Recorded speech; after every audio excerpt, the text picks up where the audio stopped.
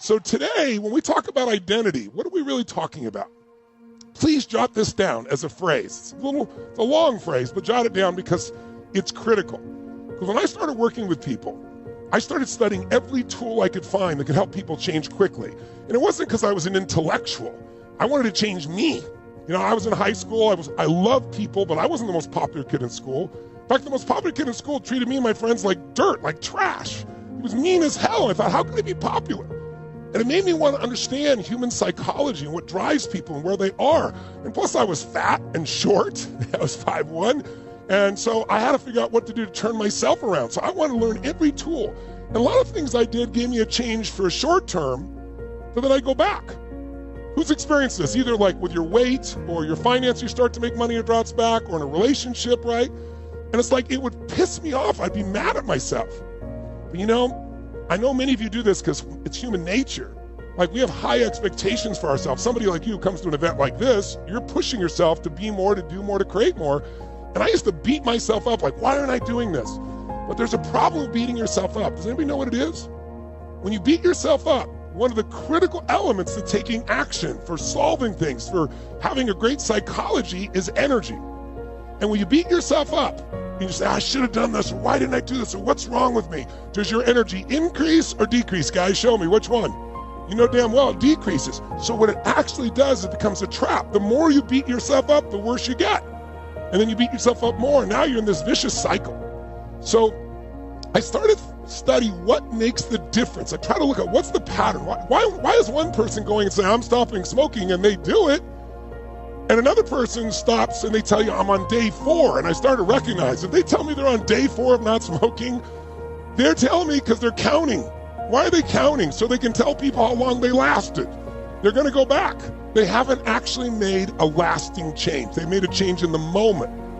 How many of you here will have something in your life you want to make a major change and have it last? Who's got something of that nature you want? Say I. Say I. Well, the only way to do that is to shift your identity. And here's why. Please jot this phrase down, and then I'll explain to you exactly what I mean. The strongest force in the human personality, say it again, the strongest force in the human personality, the strongest force in my personality, the strongest force in your personality, the strongest force in any human being's personality is the need to stay consistent with how we define ourselves. It's the need to stay consistent with how we define ourselves. That's a long phrase, but I'm going to tell you it's so critical if you're looking for lasting change, not just change for the moment. Say it one last time. I think we're putting on the screen here for you. The strongest force in the human personality is the need. It's within you. It's a drive within you to stay consistent with how we define ourselves. Now, what the hell does that mean? I'll give you an example. If you think you are a loser, you've somehow developed this belief system, this way of identifying yourself to yourself that, I always try and I end up sabotaging it. And you keep telling yourself that enough. Remember, you tell a lie big enough, loud enough, long enough, sooner or later people believe it. That was Hitler who said that, by the way. But we are the Hitler to ourselves. So if you have a limited identity, if you're like, oh man, I always screw it up, I always mess up my relationship, I always sabotage. When we did our Q&A yesterday, one of the people in the VIP group said, how do I stop sabotaging myself? And I said, well, give me the example of how you're doing it. And she was talking about she always gets with the wrong guy, and then she overeats. And I said, honey, you're not sabotaging yourself, you're just going for pleasure, right? The kind of guy who will give you pleasure in the moment because he's, in her case, she's looking for a bad boy. But that bad boy who's immature only cares about himself. And so when you're around him after a while, you can't stand him, right? But it feels really great energetically in the beginning. How many ladies know what I'm talking about here? Raise your hand if you know what I'm talking about. Yeah, I see a lot of you know what I'm talking about, right? Make today your masterpiece. Get up today and get it done. Finish the day, attack the day, and go change your life. You have in your power, your potential, the ability to achieve remarkable things. And it does not matter if your publisher agrees with you, or it does not matter if your family or all of your friends or everybody in the world supports you. You have power with you. Every day, work on yourself. Get better. You're a human becoming, not a human being. Work on yourself. Get better. And go be a force for change, not a victim of change. Great people do things that other people don't. Great people are always asking themselves, what can I do to grow? How can I improve? This is your chance to pour it out, start all over again, and do something for yourself. The more you do for yourself, the more you can do for others. This for a moment. Do you know that every living soul gets exactly the same amount of time? Exactly the same amount of time. Figure it out. You get all there is. A hobo sleeping under a bridge or on a park bench that has no material possessions, none, does nothing of any constructive nature. That person gets exactly the same amount of time as the most productive industrialist in the world. We all get exactly the same amount of time. So it's what we do with the time that makes a difference. I want you to think of the number of time management programs. Almost everyone under the sun has time management programs. In fact, I made one time, spent a lot of money on it. And then I found out it was a dumb waste of time and money. Do you know why? Time can't be managed. I was having breakfast with Earl Nightingale one morning. It was downtown Chicago, and I was going with him on a speaking engagement, and it was early in the morning. He said, "Do you want to meet for breakfast?" Whenever Earl Nightingale said, "Do you want to meet me?" I was there, and I always had some well-prepared questions. And I remember asking him, I said, "Earl, how did you learn how to master time management?" You know, we're having breakfast. I can still hear his fork hit the plate. He said, "What the hell are you talking about?" He said, "I've never mastered time management. Nobody masters time management." He said, "Time can't be managed." He said, "I merely manage activity." And he took a little card out of his pocket. And he said, "Every night before I go to bed, I write down 6 most important things I have to do tomorrow. These are goal-achieving activities.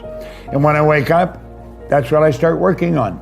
And if I don't get them all done, I'll add them to tomorrow's list." He said, "You should have about 6. Now, if I have 3 that I didn't get done today, that doesn't mean I have 9 for tomorrow, like 6 plus these 3. Those 3 become part of the 6 you have to do the next day."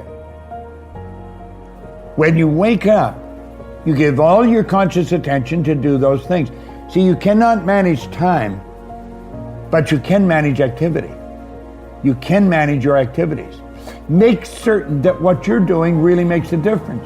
Make certain that you're spending your time on activities that are productive, that are taking you in the direction of your goal. Discovered that every single organization on the planet, even our own careers, always function on the same 3 levels.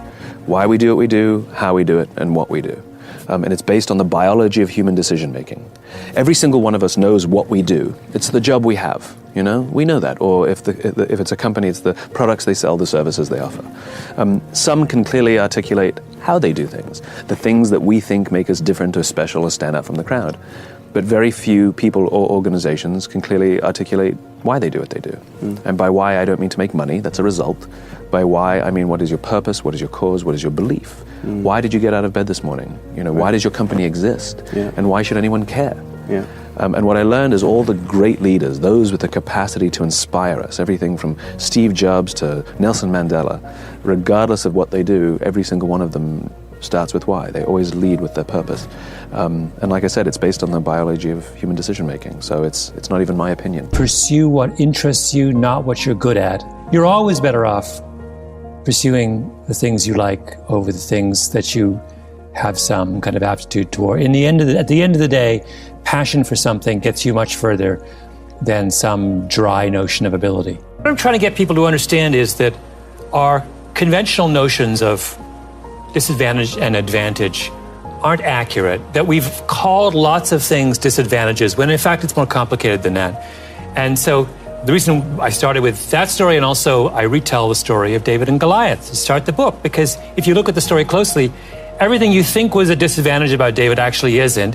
And Goliath is not what he looks like. He looks like this indomitable giant. In fact, he probably had a medical condition called acromegaly, which is, so this is sort of a side thing. You're bringing medicine into the Bible, dude. What are you doing? No, it is hilarious because the minute you start digging into these things, you discover these little pockets have been arguing about these things for years.